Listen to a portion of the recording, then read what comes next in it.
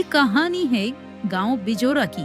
एक ऐसा गांव जहां की जिंदगी बहुत धीमी थी पर सुकून था। यहाँ लोग दिन भर अपने खेतों में काम करते और रात को सुकून से सोते थे। गांव का अधेड़ उम्र का हरि प्रसाद, जिसे सब काका कहकर बुलाते थे, अपने खेत पर जाने के लिए तैयार था। अरे सावित्री, मेरी लाठी कहाँ रख दी? रोज मुझे अलग अलग जगह पर मिलती है। अजी, और कहाँ होगी, पड़ी होगी यहीं कहीं, देख लीजिए। चलो छोड़ो, आज बिन लाठी के ही चला जाता हूँ। तभी हरि प्रसाद को कोई आवाज लगाता है। अरे काका, चलिए आज खेत नहीं जाएंगे क्या? अरे लो देखो, रमेश भी आ गया। अरे आया रमेश, वहीं रुक। फिर हरि प्रसाद घर के बाहर आता है और रमेश के साथ खेत पर जाने लगता है।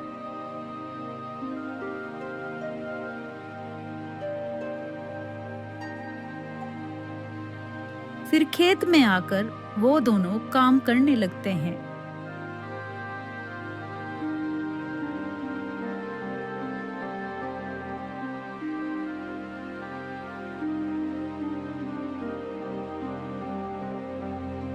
शाम तक काम करने के बाद वो दोनों थक कर बैठ जाते हैं। अरे भाई रमेश, आज तो गर्मी ने बहुत बुरा हाल कर दिया है। काका, अब बूढ़े होते जा रहे हैं आप, थकन और गर्मी तो ज्यादा लगेगी ही अब। अरे क्या बात करता है तू? अभी भी तुझ जैसे दो को मैं अकेला काफी हूँ। ऐसे ही सब गांव वालों का जीवन खुशी खुशी बीत रहा था, पर शायद ज्यादा दिन तक नहीं, क्योंकि उसी रात गांव वालों की सुकून की नींद छिनने वाली थी। कोई गांव के किसान हरिया के घर पर निगरानी कर रहा था कि तभी हरिया को कुछ आवाज सुनाई देती है, जैसे घर के ऊपर से कुछ गुजरा हो। सीमा, क्या तुम्हें भी वो आवाज सुनाई दी? कैसी आवाज जी? ऐसा लगा जैसे कोई छत के ऊपर से गुजरा हो। अरे कुछ नहीं, बिल्ली होगी। काफी रात हो गई है, सो जाइए अब। हरिया ज्यादा गौर नहीं देता और फिर वो दोनों सो जाते हैं।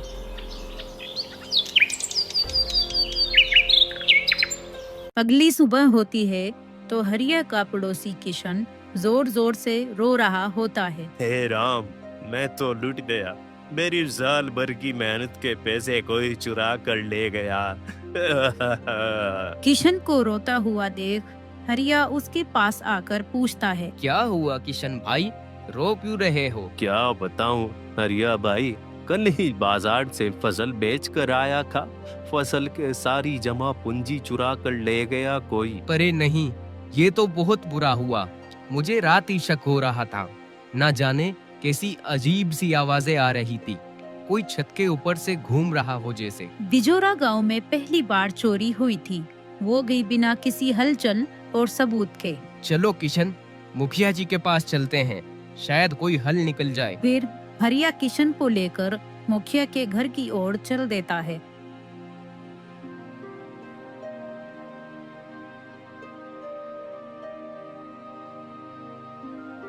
थोड़ी दूर चलते ही रास्ते में उन्हें अपने घर के बाहर खड़े हुए हरि प्रसाद और रमेश मिलते हैं। अरे किशन, हरिया, मुंह लटकाए कहाँ जा रहे हो?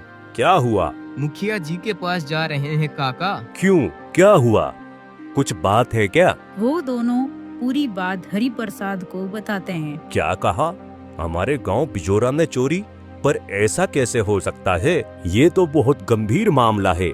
चलो, मैं भी तुम्हारे साथ चलता हूँ। रमेश, तुम खेतों की ओर निकलो, मैं मुखिया जी के पास से होकर आता हूँ। फिर वो तीनों मुखिया जी के घर की ओर निकल पड़ते हैं।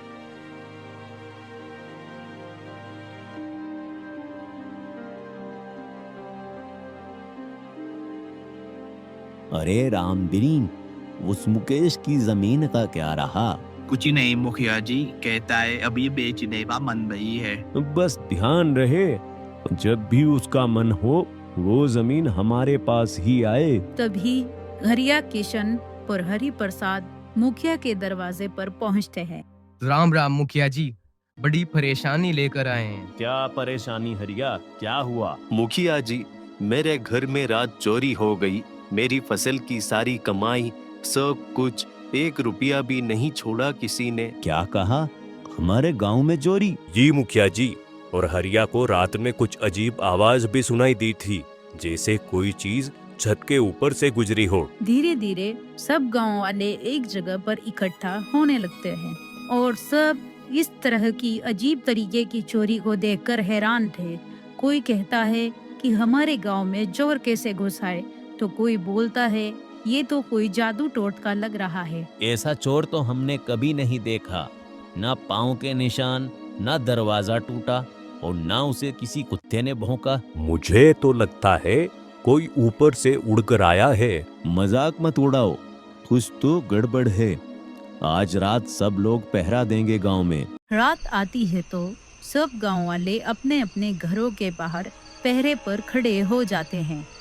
हमारे जमाने में चोर लाठी से डरते थे, अब तो लालटेन की रोशनी से भी नहीं भागते। अब चोर होशियार हो गए हैं काका, पैसे नहीं काबू में नहीं आते।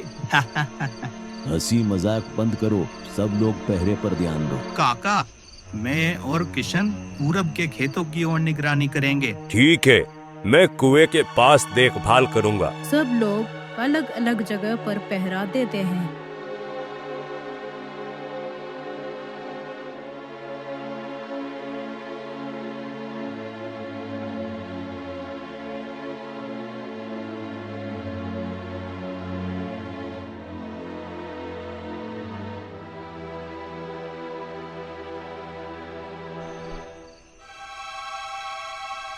रात के करीब 2 बज चुके थे। रमेश किशन से कहता है, अरे किशन भाई, कहीं कुछ दिखा कि नहीं? मुझे तो नींद आ रही है। अभी तो कुछ नहीं मिला, लेकिन ढूंढते रहो। तभी उनके ऊपर से किसी चीज के गुजरने की आवाज आती है। अरे किशन, सुना तुमने? कुछ आवाज आई है। वो देखो, ऊपर कुछ उड़ रहा है। आवाज आ रही है ना, लेकिन पंख नहीं दिख रहे हैं इसके। कहीं ये कोई चुड़ैल तो नहीं? धत बुड़बक, चुड़ैल नहीं बे, ये शहर वालों की उड़ती हुई मशीन है। चलो, सुबह होते ही मुखिया जी को बताएंगे। ड्रोन एक झोपड़ी के ऊपर रुकता है और फिर तेजी से उड़कर अंधेरे में गायब हो जाता है।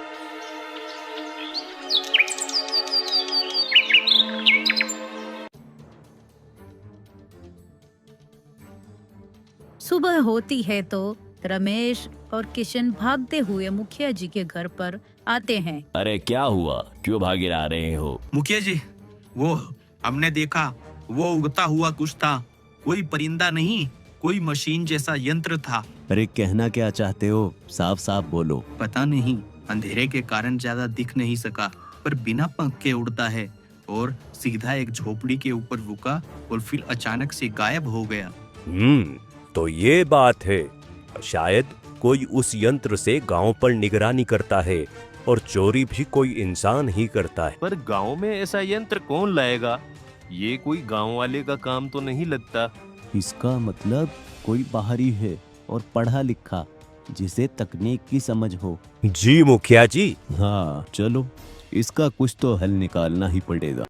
अगले दिन मुखिया जी वापस पंचायत करते हैं। कुछ लोग चिंतित बैठे हैं, कुछ आपस में फुसफुसा रहे हैं और चोरी की खबर दिन ब दिन फैलती जा रही है। बिना ताला टूटे, बिना कोई निशान, लगता है कोई भूत पिशाच है। अरे भाई, मेरी बीवी कह रही थी कि रात में आंगन में कुछ चमकती हुई रोशनी दिखी और चांद नहीं था वो।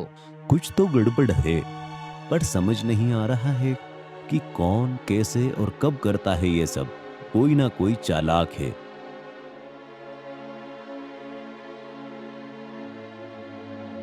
रात में वो ड्रोन एक और घर के ऊपर आता है और उस घर में भी चोरी हो जाती है और किसी को कुछ पता नहीं चलता। अगली सुबह सब लोग उसी घर के बाहर इकट्ठा होते हैं। भाई हद हो गई अब तो। ना कुछ दिखता है, ना कोई आवाज, सब कुछ गायब। काका, आपको याद है हरिया बता रहा था कि उसकी छत के ऊपर से कुछ गुजरा था? हाँ, पर अब तो रोज किसी न किसी घर से कुछ ना कुछ गायब हो ही रहा है। कुछ भी समझ नहीं आ रहा। गांव वालों के इतना पहरा देने के बाद भी चोरी नहीं रुकती और ऐसे ही चलता रहता है।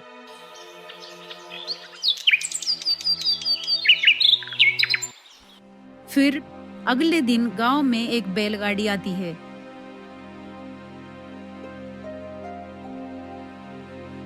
उसमें से अर्जुन नाम का एक युवक उतरता है जो हरि प्रसाद का पोता होता है। हाँ, कितना बदल गया है गांव, पर मिट्टी की खुशबू आज भी वही है।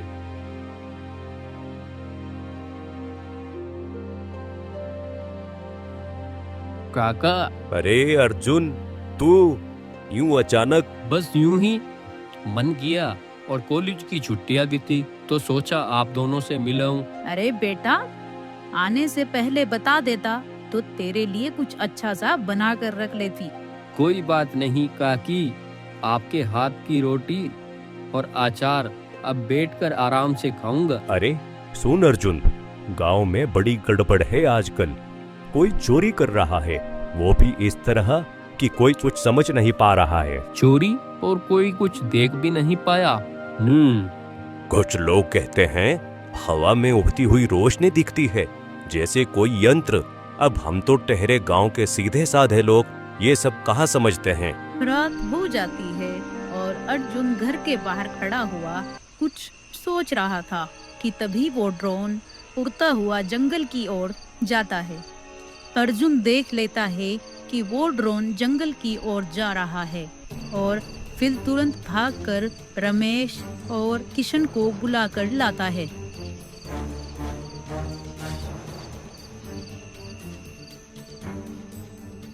आप दोनों मेरे साथ चलिए, अब असली चोर को पकड़ने का वक्त आ गया है। तीनों जंगल की ओर दौड़ते हैं। वो तीनों अलग अलग रास्तों से जंगल में आते हैं और जंगल के बीचों बीच आकर देखते हैं कि एक पेड़ के नीचे दो आदमी खड़े हैं, जिनमें से एक के हाथ में ड्रोन का कंट्रोल है। देरी ना करते हुए अर्जुन उन दोनों चोरों को दबोच लेता है।